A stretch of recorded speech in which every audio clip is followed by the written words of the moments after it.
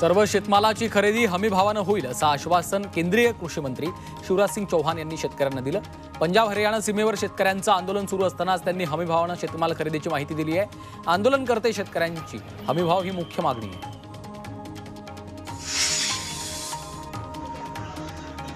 साताऱ्याच्या कराडमध्ये 19वे राज्यस्तरीय कृषी प्रदर्शनाचं आयोजन करण्यात आलं। प्रदर्शनामध्ये 400हून अधिक स्टॉल्स लावण्यात आलेत। या प्रदर्शनामध्ये शेतकऱ्यांना अत्याधुनिक तंत्रज्ञानानं बनवण्यात आलेली अवजारं, बी बियाणे यांची माहिती मिळणार आहे।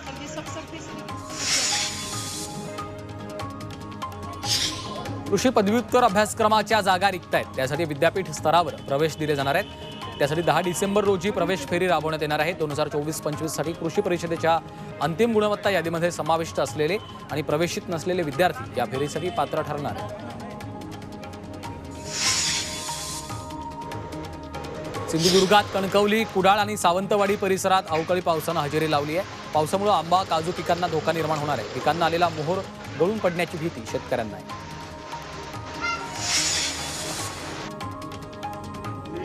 ज्येष्ठ नेते मधुकर पिचड यांच्यावर शासकीय इतमामात अंत्यसंस्कार करण्यात आले।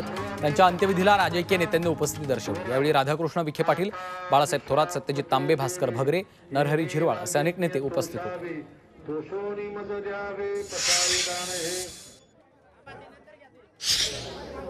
येवला तालुक्यातल्या तळवाडी इथले संतोष पवार यांना राजस्थान इथं कर्तव्यावर असताना वीरमरण आलं। त्यांच्या निधनाची बातमी कळताच संपूर्ण येवला तालुक्यावर शोककळा पसरली। त्यांचं पार्थिव तळवाडी इथं दाखल झाल्यानंतर ग्रामस्थांनी त्यांना अखेरचा निरोप दिला। यावेळी हवेत 3 बंदुकीच्या फेऱ्या झाडत त्यांना मानवंदना दिली। थोड़ा पीछे हो जाओ। शरद पवार उद्या सोलापुरातल्या मार्कडवाडीचा दौरा करणार आहेत। राष्ट्रवादी शरद पवार पक्षाचे नवनिर्वाचित आमदार उत्तमराव जानकर यांनी ईव्हीएमच्या विरोधात भूमिका घेतली आहे। त्याबाबत मार्कडवाडीतल्या ग्रामस्थांना भेटून शरद पवार त्यांच्याशी संवाद साधणार आहेत।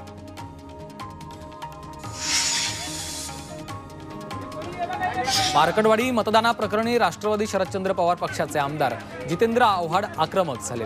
आय लव्ह लोकशाहीचा बॅनर घेऊन आव्हाड विधानभवनाच्या परिसरात पोहोचले। मार्कडवाडीचं लोण संपूर्ण महाराष्ट्रात पसरणार असंही त्यांनी म्हटलं आहे। सरकार घाबरल्यानंच मार्कडवाडीमध्ये अटक सत्र सुरू केलं असं आव्हाड म्हणाले आहेत।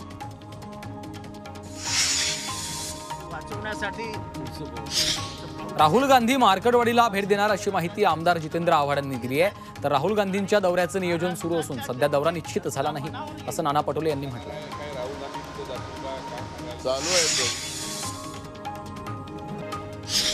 मार्कडवाडीच्या लोकांनी आदर्श घालून दिलाय। ईव्हीएम मध्ये घोटाळा झाल्याचा आरोप होत असताना सरकारला निवडणुका बॅलेट पेपरवर घ्यायला काय अडचण आहे असा सवाल आमदार सुनील राऊतांनी केला। निवडणुका बॅलेट पेपरवर घ्या, मी राजीनामा घ्यायला तयार आहे अशी भूमिका सुनील राऊत यांनी घेतलेली आहे। वाशिममध्ये 100 दिवसीय राज्यस्तरीय क्षयरोग मोहिमेचं उद्घाटन झालं। आरोग्य आणि कुटुंब कल्याण राज्यमंत्री प्रतापराव जाधवांच्या हस्ते उद्घाटन करण्यात आलं।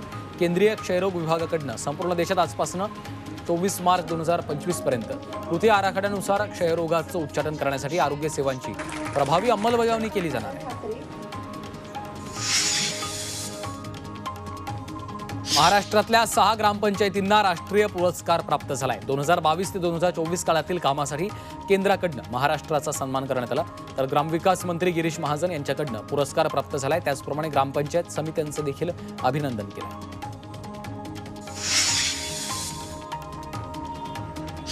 पुणे सोलापूर मार्गावरील वाहतुकीमध्ये बदल करण्यात आला। मम्मादेवी चौक ते अर्जुन रस्ता टी जंक्शन दरम्यान जलवाहिनी टाकण्याचं काम सुरू आहे। त्यामुळे या रस्त्यावरची वाहतूक बंद करून पर्यायी मार्गावर वाहतूक वळवण्यात आली आहे।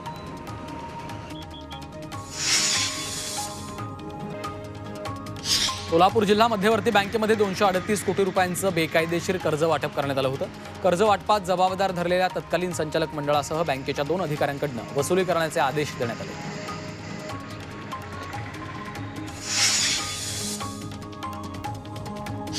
वसई विरार मॅरेथॉन निमित्तानं 8 डिसेंबर रोजी पश्चिम रेल्वेवर विशेष लोकल चालवण्यात येणार आहेत। त्यामुळे मॅरेथॉनमध्ये सहभागी होणाऱ्या स्पर्धकांना मोठा दिलासा मिळणार आहे। चर्चगेटहून मध्यरात्री 2:30 वाजता निघणारी लोकल विरारला पहाटे 4 वाजता पोहोचेल।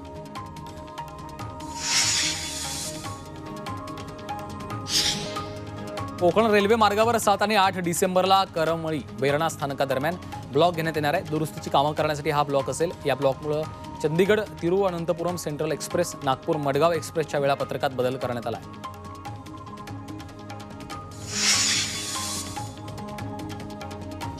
राज्यातील 1ली ते 12वीच्या विद्यार्थ्यांचं अपार आयडी तयार करण्याचं काम सुरू आहे. मात्र अनेक विद्यार्थ्यांच्या अपुऱ्या कागदपत्रांमुळे आणि नावातल्या बदलांमुळे अपार आयडीमध्ये मिसमॅच दिसून येतोय.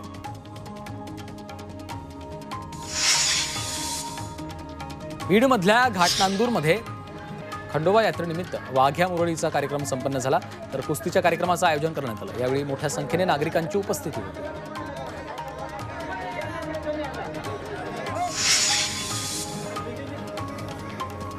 अलिबागच्या वरसोलीमध्ये श्री खंडोबा मंदिरात चंपाषष्ठी उत्सव साजरा करण्यात आला. खंडोबाच्या दर्शनासाठी भाविकांची गर्दी झाली. मंदिरामध्ये येळकोट येळकोट जय मल्हार असा जयघोष करत भंडारा उधळण्यात आला.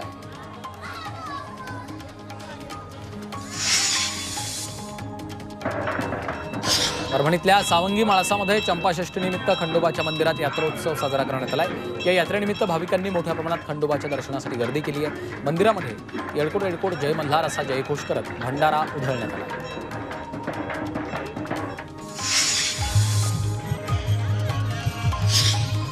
चंपाषष्ठीनिमित्त सिन्नर तालुक्यातील मनेगावचं ग्रामदैवत खंडेराव महाराज यात्रा उत्सवाला सुरुवात झाली.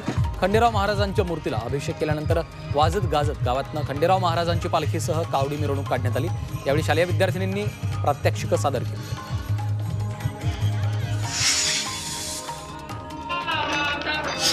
परभणीचं ग्रामदैवत असलेल्या खंडोबाच्या यात्रेला आजपासून सुरुवात झाली आहे. परभणी शहराच्या मध्यवर्ती भागात असलेल्या खंडोबा मंदिरात आज सकाळपासून भाविक भक्तांनी दर्शनासाठी गर्दी केली होती. पंचक्रोशीमध्ये प्रसिद्ध असलेल्या मंदिराच्या दर्शनासाठी मोठ्या संख्येने भाविक गर्दी करतात.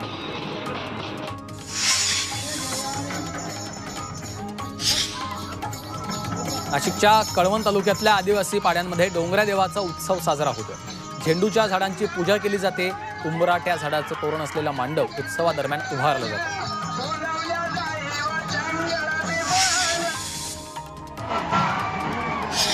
रत्नागिरीतील कोयाळी गावामध्ये देवदानवांच्या युद्धाची थरारक यात्रा रंगली आहे. ढोल ताशांचा गजर, भानुबाच्या नावाचं चांगभल असा जयघोष यामुळे संपूर्ण वातावरण भक्तिमय झालं.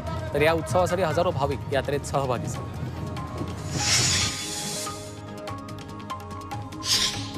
नाशिकच्या कळवण तालुक्यातील आदिवासी पाड्यांमध्ये डोंगऱ्या देवाचा उत्सव साजरा होत आहे. झेंडूच्या झाडांची पूजा केली जाते. उंबराट्या झाडाचं तोरण असलेलं मांडव उत्सवादरम्यान उभारलं जातं.